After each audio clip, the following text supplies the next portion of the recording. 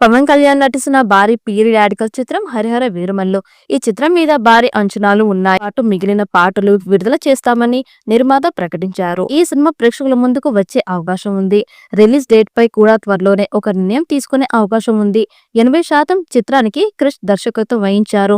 మిగిలిన 20% జ్యోతికృష్ణ పూర్తి చేశారు. కీరవాణి సంగీతం అందించిన సినిమా ఇది. మరో 3 పాటలు త్వరలో ఒక్కొక్కటిగా విడుదల చేస్తారు. నితి అగర్వాల్ కథానాయికగా నటించిన సంగతి తెలిసిందే.